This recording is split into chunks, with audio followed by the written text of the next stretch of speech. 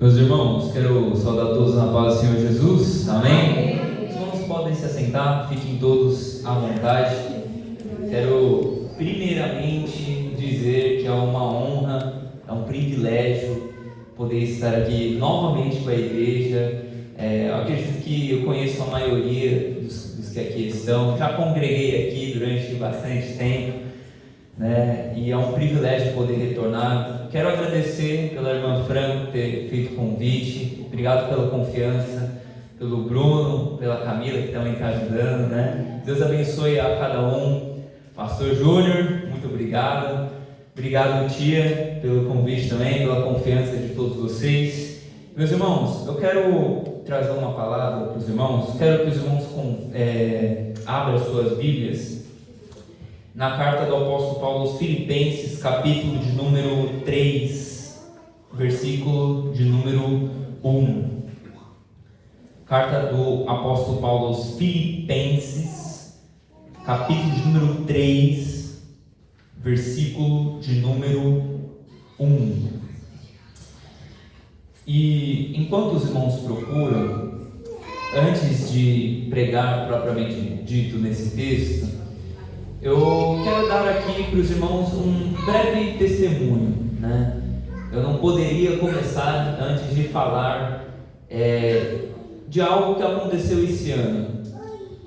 Acredito que muitos dos irmãos sabem, no início do ano de 2025, desse ano,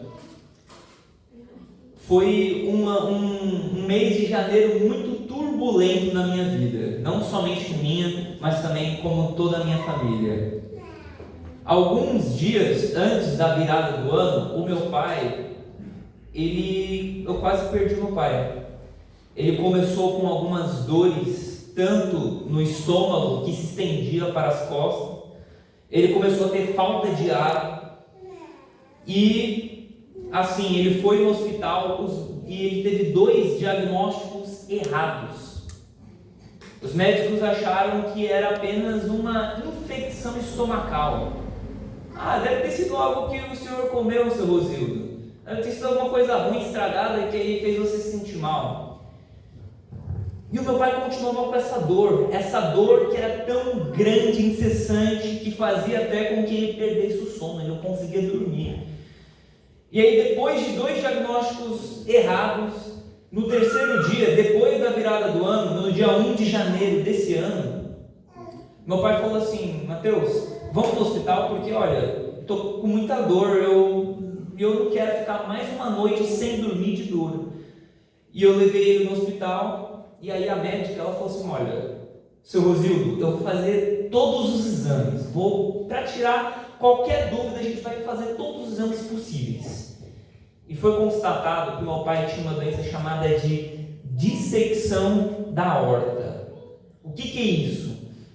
A aorta é a principal artéria do coração. Os médicos nos disseram que a cada 1 minuto passa 5 litros de sangue por essa artéria. Imagine que essa artéria, ela se rompeu, ela se dilatou, ela se rompeu. Ou seja, começou a sair sangue. Meu pai, e os médicos falam assim: eu fico impressionado, porque não era nem para o seu pai ter virado o ano, era para ele ter morrido antes da virada do ano. E depois que se descobriu, meu pai foi levado para a emergência, e no dia seguinte ele passou por uma cirurgia arriscadíssima. Os médicos chegaram para a gente e falaram: olha, a cada 10 pessoas que fazem essa cirurgia, apenas 2 sobrevivem. Ou seja, seu pai, ele tem 20% de chance de sobreviver. A cirurgia durou 8 horas e meia. Os médicos disseram que essa cirurgia é a mais arriscada quando se trata de coração, perdendo apenas para o transplante de coração. Depois de transplante de coração, a mais arriscada é essa: você abrir e restaurar essa artéria aorta. Muito bem. O meu pai, ele foi para a mesa de cirurgia, foi feito a cirurgia, foi feito todos os procedimentos necessários, e graças a Deus, como nós podem ver aqui, O meu pai ficou nos 20% que sobrevivem a essa cirurgia. O meu pai, ele sobreviveu à cirurgia, e mais do que sobreviver à cirurgia, ele sobreviveu ao pós-cirúrgico. Por quê? Porque as 12 para 24 horas pós-cirurgia, elas são muito cruciais. E meu pai ficou bem. Órgãos estáveis, sinais todos estáveis. E o meu pai não teve nenhuma sequela. Meu pai não teve prejuízo em órgãos. Meu pai, ele não teve AVC. Ele está lembrando, ele lembra de tudo. Ele está bem, está aqui. Então, eu não poderia começar a pregar sem antes me falar, antes de falar o quanto eu me sinto honrado poder pregar e ter meu pai aqui. E eu sei que não é mérito dele, não é mérito nosso, é tudo a graça de Deus que age em nossas vidas. Porque apesar de quem somos, Deus é bom para com as nossas vidas, amém? Então, vamos lá, vamos pregar, vamos ouvir a palavra de Deus. Os irmãos abriram Filipenses capítulo 3, amém? Amém. Amém. Então acompanha comigo a leitura. Eu vou ler na tradução Almeida Revista Corrigida, amém? Que diz assim: resta, irmãos meus, que vos regozijeis no Senhor. Não me aborreço de escrever-vos as mesmas coisas, e é segurança para vós. Guardai-vos dos cães, guardai-vos dos maus obreiros, guardai-vos da circuncisão. Porque a circuncisão somos nós, que servimos a Deus no Espírito e nos gloriamos em Jesus Cristo, e não confiamos na carne. Ainda que também podia confiar na carne, se algum outro cuida que pode confiar na carne, ainda mais eu. Circuncidado no 8º dia, da linhagem de Israel, da tribo de Benjamim, hebreu de hebreus, segundo a lei, eu fui fariseu, segundo o zelo, perseguidor da igreja, segundo a justiça que há na lei, irrepreensível. Mas o que para mim era lucro, ganho, reputei-o perda por Cristo.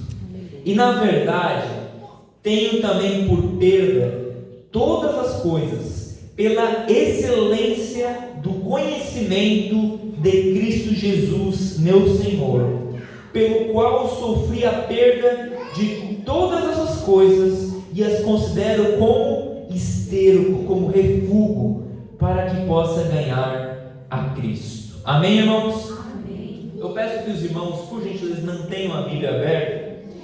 Eu quero falar nessa noite sobre o sentido da vida em Cristo. Amém?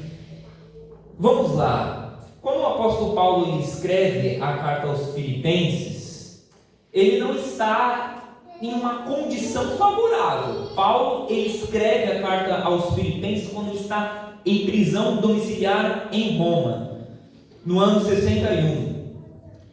E por que ele escreve a carta aos Filipenses? Porque o preso, naquela época, além de estar preso, ele tinha que se sustentar, ou ser sustentado por alguém.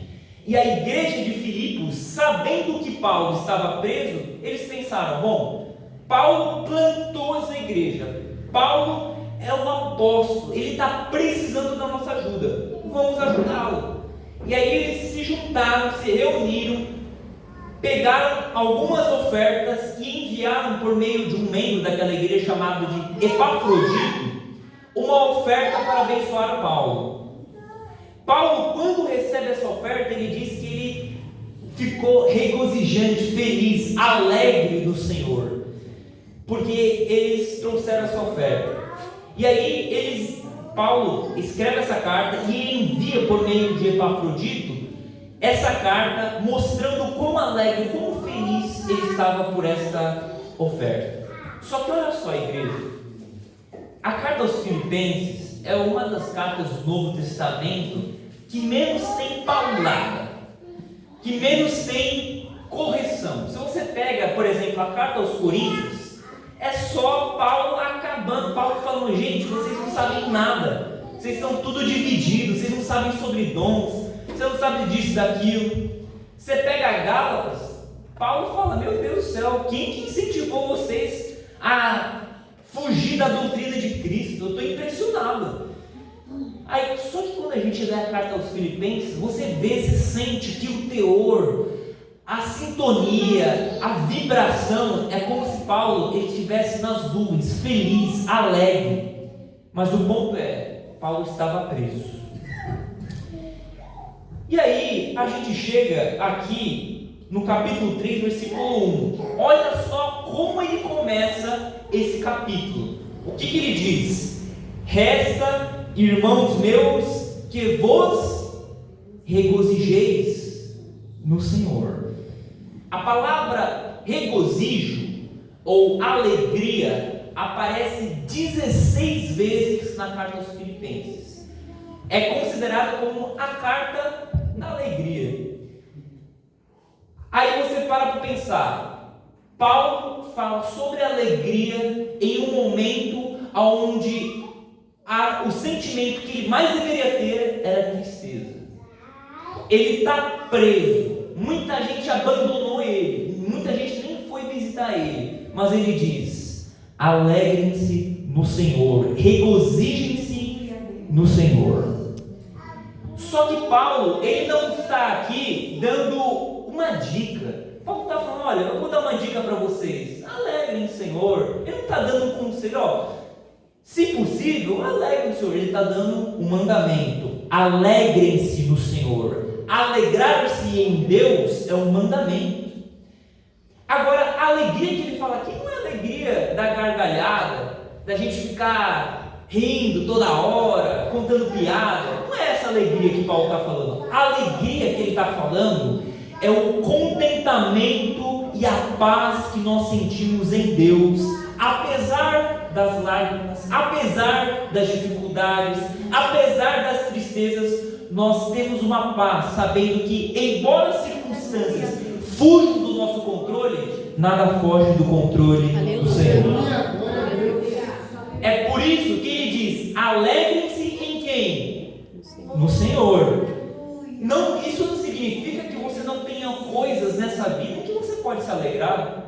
É legal comer uma pizza, é legal jogar, é legal estar entre amigos e família, mas essas coisas produzem alegrias temporárias, superficiais. Mas a alegria que nós temos em Deus permanece conosco mesmo em meio às dificuldades. E eu não quero que os irmãos pensem aqui que eu estou pregando um tipo de teologia ou um tipo de doutrina em que a gente deve viver feliz sempre, que a vida vai ser sempre linda, fácil. Eu acabei de contar que eu vivi um dos momentos mais turbulentos e difíceis da minha vida com relação ao meu pai. Mas isso não significa que a gente não confie, e não significa que a gente não possa depositar todo o nosso crédito, toda a nossa esperança no Senhor, porque Ele reina e Ele está no controle. A palavra Senhor no grego é Kyrios, dominador, controlador, aquele que tem o domínio. Então Paulo diz: olha, eu posso até controlar algumas coisas, mas ainda que algumas coisas fujam do meu controle, elas não fogem nunca do controle de Deus. Ele continua sendo Senhor, Ele continua sendo Kyrios, o dominador sobre tudo e sobre todos. Ok? Então ele diz: alegrem-se no Senhor. Agora ele continua e ele diz assim: eu não me aborreço, eu não me canso de escrever-vos as mesmas coisas e a segurança para vós. Paulo ele tinha o hábito de repetir. Ele entendia que o ser humano ele aprende por meio da repetição. Você sabia disso? Você ouve uma coisa agora, aí depois você ouve de novo, de repente está na sua memória, está na sua mente. Se você quer memorizar algo, faça um processo de recordação, repetição. Você quer ver uma coisa? Tem coisas que você ouve e que você não escolheu memorizar, mas está dentro de você. Vamos, por exemplo, um ditado: diga-me com quem tu andas, que eu te direi. Você escolheu memorizar isso? Não, você ouviu tanto esse negócio, sua vozinha falava: olha meu filho, Me fala com quem tu andas que eu te direi quem tu és. Que ficou na sua cabeça. E aí Paulo está dizendo, olha, sabe por que eu não me canso de pregar a palavra de Deus e de repetir e falar de novo e de novo e de novo? Porque essa palavra de Deus, ela vai ser introjetada, vai ser introduzida na sua mente, e quando você precisar de uma palavra de Deus, essa palavra vai subir o elevador do inconsciente, vai vir à sua mente e você saberá como agir. Você terá a palavra de Deus cravada na sua mente e você saberá como tomar decisões e posturas diante da vida. Aleluia. É por isso que ele diz, eu não me canso de dizer as coisas, sabe por quê? Porque produz segurança. A palavra de Deus estará em você. Amém? Agora ele continua e agora ele vai dar um alerta para mim, para você e para a igreja de Filipos. Qual é o alerta? Ele diz assim: guardai-vos dos cães, guardai-vos dos maus obreiros, guardai-vos da circuncisão. O que ele está dizendo aqui? Naquela época, não sei se os irmãos sabem, Paulo ele era muito perseguido pelos judaizantes. Quem que eram os judaizantes? Eram mestres que faziam uma combinatividade entre cristianismo e judaísmo, entre a lei e a graça. Eles diziam, olha, o sacrifício de Jesus foi um sacrifício importante, foi legal, mas olha, você tem que fazer alguma coisa para ser salvo. O que Jesus fez é legal, mas não é completo. É mais ou menos isso que eles diziam. Para você ser salvo, sabe o que você tem que fazer? Você tem que se circuncidar, você tem que guardar o sábado, você tem que guardar as festas dos judeus, guardar a lua nova, você tem que fazer todo o ritual, porque o sacrifício de Jesus não é suficiente. É isso que eles pregavam. E aí Paulo, ele adjetiva, ele caracteriza esse clube, essas pessoas de maus obreiros, falsa circuncisão e como cães.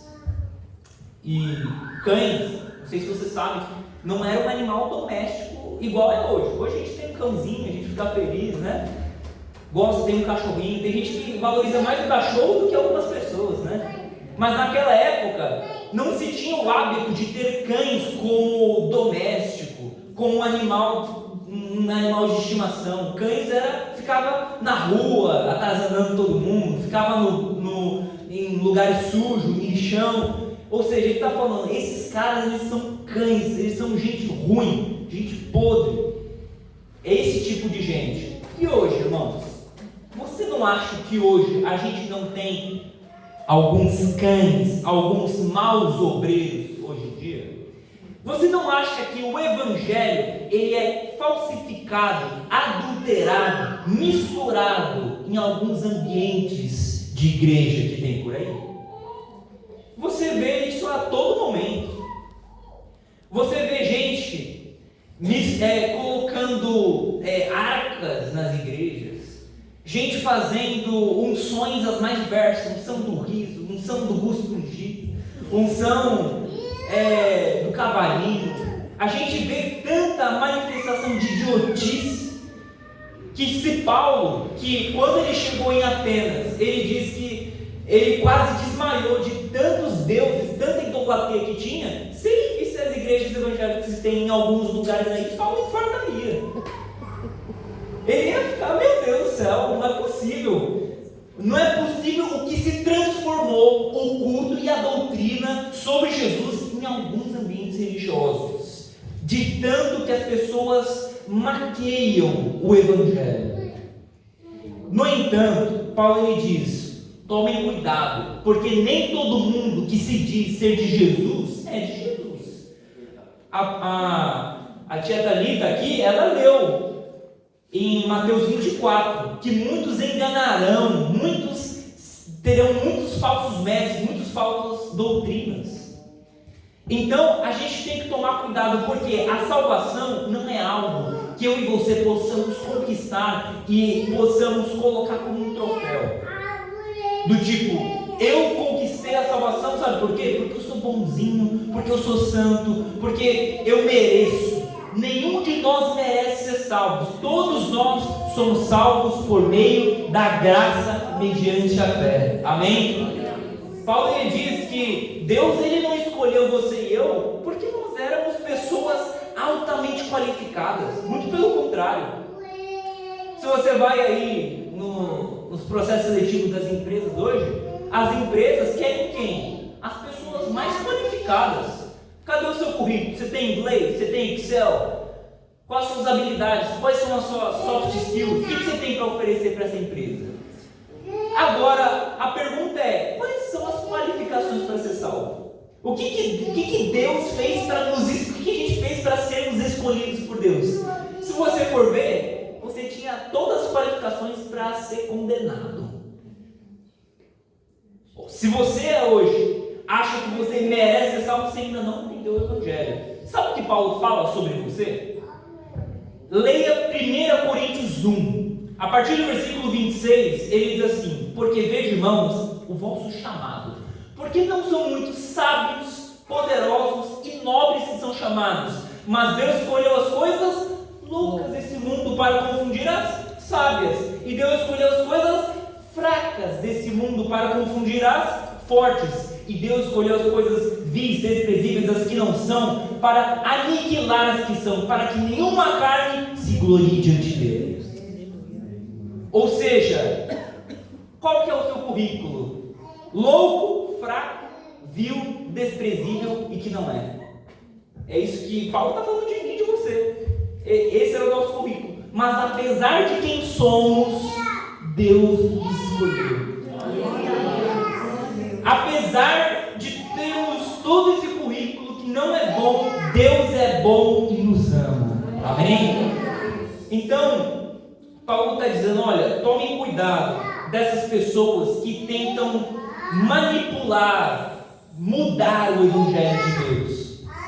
Aí ele começa a dizer, olha, a circuncisão é um ato físico pelos judeus, só que ela continua no Evangelho, só que ela deixou de ser um ato físico para ser um ato interno. Ele diz, versículo 3, porque a circuncisão somos nós, que servimos a Deus no Espírito e nos gloriamos em Jesus Cristo e não confiamos na carne. Ou seja, a circuncisão, que era o corte do prepúcio do órgão masculino no Antigo Testamento, no Novo Testamento é o corte, é a limpeza de tudo que é ruim para que possamos servir a Deus em espírito. A circuncisão passou de ser algo físico para ser algo interno para com Deus. Só que Paulo ele fala, olha, essa galera toda que fica apresentando currículo, que fica apresentando qualificações para ser salvo, eles acham que eles podem fazer isso e que está tudo bem.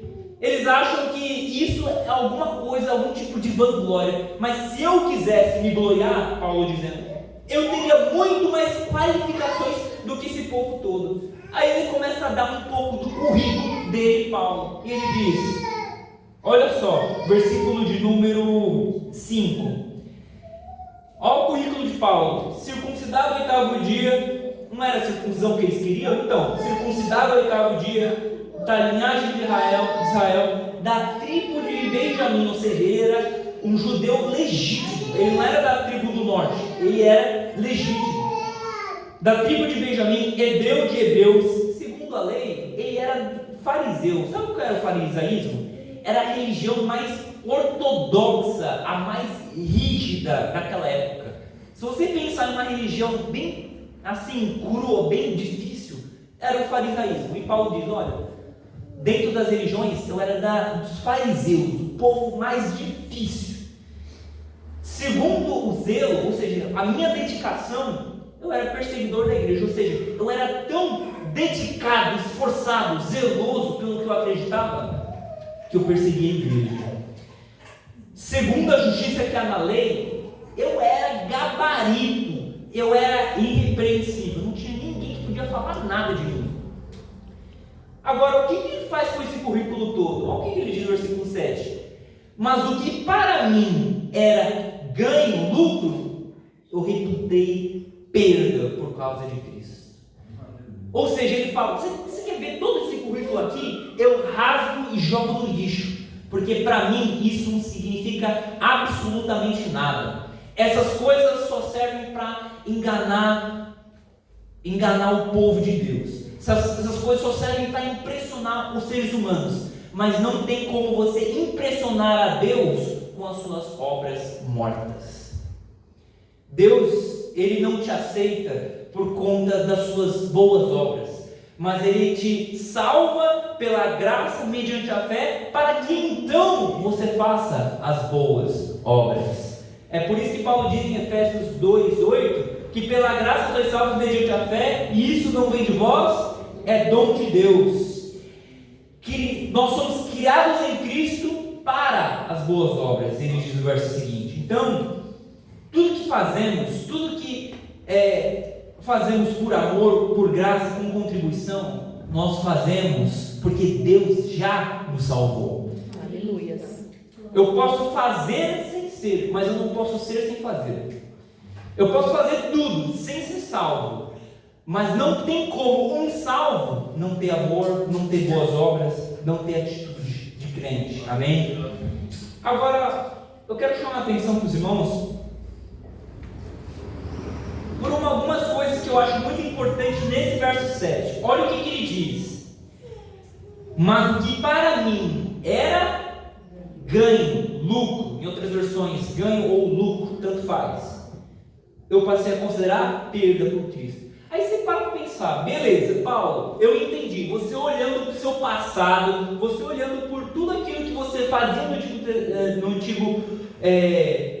na sua antiga vida, você considera tudo isso perda, aquilo era ganho, mas não é mais. Agora, Paulo, o que é ganho, o que é lucro para você hoje? Você quer ver o que é lucro, o que é ganho para Paulo depois que ele se converteu? Leia Filipenses 1:21. Quem pode ler aí para nós? Filipenses 1:21. Porque para mim o viver é Cristo e o morrer é ganho. Amém. Muito obrigado. Olha só. Porque para mim o viver é Cristo e o morrer é ganho, é lucro. Aí você para pensar, Paulo, eu não estou entendendo. Antigamente você achava ganho apresentar todo o seu currículo, fazer todas essas coisas. Agora ganho para você é morrer? Presta bem atenção, o que ele quer dizer? Ele está dizendo, olha, a minha vida agora é Cristo. O meu viver é Cristo. A minha vida está saturada, cheia, preenchida de Cristo. Só que embora eu tenha Cristo aqui e agora, eu conheço em parte. Em parte conhecemos, em parte profetizamos.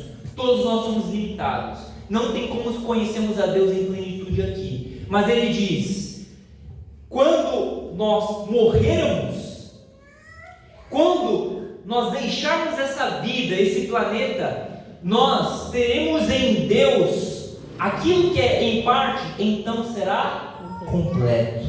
Eu conhecerei a Deus da maneira que eu sou conhecido, eu o conhecerei face a face. Ou seja, o que é em parte agora será eliminado. Agora eu poderei ter experiências de olhar e de vislumbrar a beleza de Cristo. Amém? Então, Paulo ele teve uma mudança de valores. Mas eu quero chamar a atenção para os irmãos que isso não é apenas isso não é só isso que Paulo mudou. Porque quando a gente aceita Jesus, nossos valores mudam. O que era ganho antes passa a ser perda. E o que é ganho hoje é diferente do que é ganho para o mundo. Ou seja, a gente tem uma mudança de valores. Só que eu quero chamar a atenção para o seguinte: existe na vida diferença entre preço e valor. Amém? Existe diferença entre preço e valor. Porque tudo aquilo que tem preço não tem valor. E aquilo que tem valor não tem preço. Você quer ver uma coisa? Você fala assim, Mateus, eu tenho, você está falando isso, mas eu tenho, sei lá, uma Lamborghini aí de 2 milhões. Tem preço? Tem. Então não tem valor. Mas eu tenho uma guitarra de 40 mil. Olha, esse instrumento aqui é sensacional, consigo fazer o que eu quiser com ele. Tem preço? então não tem valor. Tudo que tem preço não tem valor. Agora, se eu perguntar para você, eu dou 10 milhões de reais para você se eu puder colocar um câncer em você. Você aceitaria? A sua saúde tem preço, mas tem valor. Um valor imensurável. Teu pai, tua mãe, teus filhos, tem preço? Não tem, mas tem um valor inestimável. Portanto, a gente tem que se atentar às coisas que valem de verdade nessa vida. Só que qual que é o ponto? Hoje, nossa geração, a gente gasta mais tempo, energia, esforço com coisas que têm preço e a gente esquece aquilo que realmente vale na nossa vida. Quando a morte chegar, quando você estiver próximo da morte, você não vai ficar pensando, meu Deus, eu queria assistir mais séries, eu queria visitar mais meu Facebook, ou então eu queria mandar mais mensagens no WhatsApp. Não, você vai pensar, eu queria ter abraçado mais, eu queria ter tido mais experiência com meu pai, com a minha mãe, eu queria ter valorizado mais o sorriso do meu filho, eu queria ter passado mais tempo com a minha família, porque é isso que realmente vale. Eu queria ter mais experiências com a palavra de Deus. Se você não aproveita para buscar a Deus hoje, se você não aproveita para ler a Bíblia, orar hoje, vão chegar os seus dias em que você vai olhar para trás e você vai pensar, eu poderia ter buscado a Deus um pouco mais, eu poderia ter orado mais. Então aproveita hoje, agora, mude seus valores, mude o que é ganho, o que é lucro, porque o que vale na vida, de fato, são as coisas que são impagáveis, que não tem preço que pague, amém? Só que se a gente perguntasse para Paulo, na sua escala de valores, o que mais vale para você? Se você colocasse no topo, o que é mais importante? Ele diz no versículo 8, né? O que ele diz? Versículo 8: e na verdade eu tenho por perda todas as coisas, comparado ao quê? Pela excelência do conhecimento de Cristo Jesus. Olha isso, irmãos. O que Paulo está dizendo aqui? Olha, para mim, tudo nessa vida, quando comparado a Cristo, se torna perda. Tudo, quando comparado a Jesus, não significa absolutamente nada. Para mim, tudo que tem valor, perde o valor, perde o brilho quando eu olho para Cristo. Só que presta atenção, olha a palavra que Paulo utiliza aqui: pela excelência do conhecimento. E aqui está um ponto importante. Conhecimento é algo profundo, intenso, não é algo superficial. E existe uma diferença entre conhecer e saber quem é. Eu posso ter informações de uma pessoa sem conhecer ela. Você quer ver um exemplo? Quem aqui conhece o Neymar? Acho que todo mundo, né? Quem aqui sabe, né? Quem é o Neymar? Cristiano Ronaldo. Todo mundo sabe quem é, né? Todo mundo, eu sei quem é o Neymar. Agora ele está no Santos. Agora tá... Você pode ser assim, o cara que mais sabe sobre o Neymar. Agora eu te pergunto, você conhece o Neymar? Você já trocou uma ideia com ele? Já? E aí, Neymar? Não. Ou seja, conhecer é diferente. Conhecer exige, requer intimidade. Eu posso ter informações sobre alguém sem nunca falar com essa pessoa. Ou seja, eu posso ser o consultor especializado sobre o Neymar sem nunca ter tocado uma ideia com ele. E isso também se aplica a Deus. Eu posso ter informações sobre Deus sem conhecê-lo. Eu posso ter informações decoradas. Eu posso saber tudo sobre teologia, sobre cristologia, sobre antropologia, sobre tudo, sem conhecer a Deus. Porque conhecimento é algo íntimo e profundo. E eu quero alertar os irmãos para o seguinte: muitas das vezes a gente vem para a igreja, a gente passa 2 horas e a gente acha que conhece a Deus por isso. Se eu pergunto para algumas pessoas, olha, você conhece a Deus? Conheço. Por que você conhece a Deus? Me fala, o que te leva a acreditar que você conhece a Deus? Alguns talvez, eu vou para a escola dominical, eu vou isso, vou para a igreja, eu faço isso, faço aquilo. Tudo isso é bom, tudo isso é interessante, mas o quanto de oração, de palavra, de intimidade você tem com Deus? O quanto de entrega? Sabe o que Paulo teve que fazer para conhecer a Deus? No mesmo versículo ele diz, pela excelência do conhecimento de Cristo Jesus, meu Senhor, pelo qual sofri a perda de todas essas coisas e as considero como esterco, para que possa ganhar a Cristo. Ou seja, Paulo precisou renunciar muitas coisas para que pudesse conhecer e ganhar a Cristo. Não pense você que você vai conhecer a Deus e conhecer a Cristo de maneira passiva, lavando louça. Não, estou igual você, alguns conhecimentos, né? Eu vou colocar uma aula aqui, vou ficar lavando a louça e o conhecimento vai entrar. Eu vou dormir, eu vou conhecer. Não, conhecer a Deus exige esforço, exige renúncia, exige entrega. Paulo diz, olha, eu perdi tudo para que eu pudesse conhecer a Cristo. Isso se assemelha à parábola que Jesus conta em Mateus 3, 44 e 45, em que ele diz assim: houve um homem que, andando sobre um campo, ele descobriu que tinha um tesouro abaixo do campo, e aí ele vendeu tudo que ele tinha para que ele pudesse comprar o campo e ter aquele tesouro. Jesus conta a segunda parábola. Um homem especialista, um negociante em joias, ele descobriu aquela joia de grande valor, ele encontrou uma joia valiosíssima e vendeu todas as suas outras joias para que ele pudesse comprar aquela joia de grande valor. Ou seja, o que Jesus está nos mostrando com essa parábola é: a gente tem que vender tudo, a gente tem que renunciar a tudo para que a gente possa ganhar a Cristo. O Evangelho exige entrega, o Evangelho exige você por inteiro, renúncia.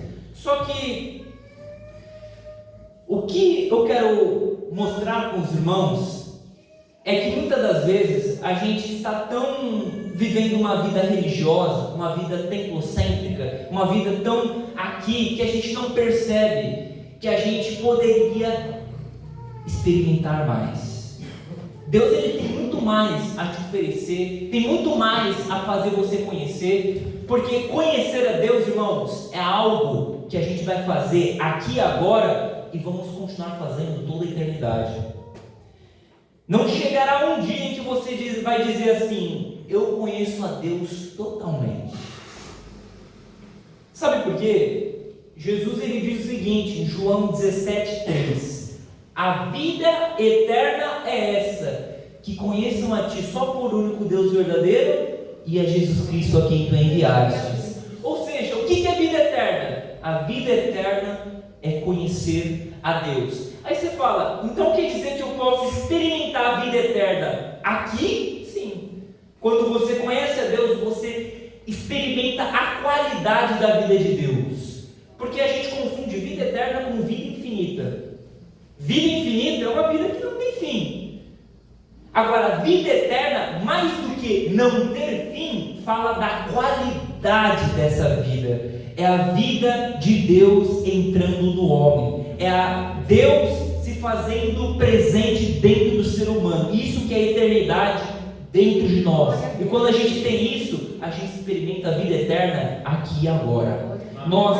Jesus, ele diz assim: quando você creu, você já passou da morte para a vida. Ou seja, aqui a gente pode experimentar isso. No entanto, o que acontece? Conhecer exige isso, exige essa entrega.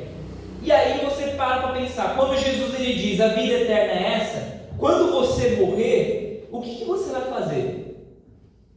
Muita gente até pergunta, né? Muita gente até questiona, o que a gente vai fazer na eternidade? Você vai conhecer a Deus.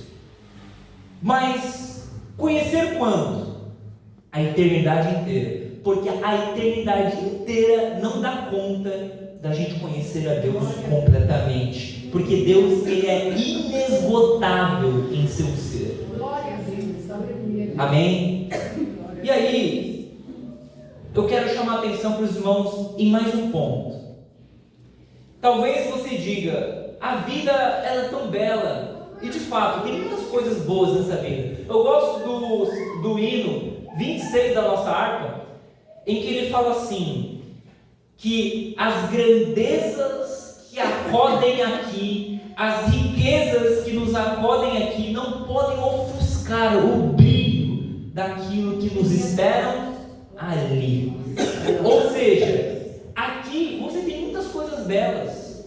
Aqui você pode experimentar o que Paulo está falando, da alegria, do regozijo, mas que nada dessa vida possa ofuscar o brilho, a alegria de experimentar a Cristo, porque isso é único, isso é inigualável, isso é totalmente diferente de tudo que você experimenta nas coisas dessa vida. Que a gente possa ter essa intimidade. E para concluir, tem mais uma coisa, e aqui eu encerro a mensagem, tem mais uma coisa que a gente tem que fazer para conhecer a Deus. A Bíblia diz em 1 João 4,8 o seguinte: aquele que não ama nunca conheceu a Deus, porque Deus é amor. Ou seja, João está dizendo, você não pode dizer que conheceu o Deus que é amor e continuar odiando. Você não pode dizer que você conheceu o Deus que é amor e guardar mágoa, ressentimento, ódio, vingança no seu peito. Você não pode dizer que conheceu o Deus que é amor e continuar tratando com indiferença e grosseria e ser rude com o próximo. Porque se você conheceu a Deus que é o amor, você tem que também amar. Ele diz no versículo de número 20, aquele que diz que ama a Deus e odeia o seu irmão é mentiroso, porque se ele não ama o seu irmão a quem vê, como ele pode amar a Deus a quem não vê? O amor ao invisível só é possível quando eu amo aquele que é visível. O amor ao sobrenatural só é possível quando eu amo aquele que é natural, que eu estou vendo. Deus escolheu ser amado no outro. Deus escolheu ser amado em você e em mim. Ele diz, naquele dia, muitos me dirão, Senhor, quando foi que o Senhor esteve nu, preso, fraco? Quando o Senhor esteve precisando de comida, de alimento, e nós não te damos? Ele vai dizer, olha, quando você deixou de fazer um desses pequeninos, você deixou de fazer para mim. Eu era aquele mendigo que você não deu pão, eu era aquela pessoa que precisava ser acolhida e você não acolheu, eu era aquele que estava do seu lado e você não me acudiu. Ou seja, se você quer conhecer a Cristo, seja mais amoroso, porque conhecer não é só intelectualidade, não é só informações, é prática. Amém, irmãos? Amém. Que os irmãos possam buscar isso. Conhecer a Cristo é um privilégio que muda toda a nossa vida. Charles Haddon Spurgeon, ele diz que ele perdeu tudo para conhecer a Cristo, mas só que quando ele conheceu a Cristo, ele achou tudo em Cristo. Então, você pode perder tudo, mas se você ter Cristo, você tem tudo. C.S. Lewis, no seu livro O Peso da Glória, ele tem uma frase que me chama muita atenção. Ele diz assim: o homem que tem todas as coisas e tem Deus, ele não tem mais do que aquele que só tem Deus. O homem que tem Deus e todas as outras coisas, ele não tem mais do que aquele que só tem Deus. Porque se você tem Deus, você tem aquilo que é suficiente, você tem tudo. Paulo ele diz, olha, nós não temos nada, mas possuímos tudo. Se você tem Deus, a pergunta é, do que mais você precisa? Deus é suficiente, amém? Que Deus em Cristo abençoe, agradeço a verdade em nome do Senhor Jesus, amém? Deus te abençoe, Mateus, por essa palavra.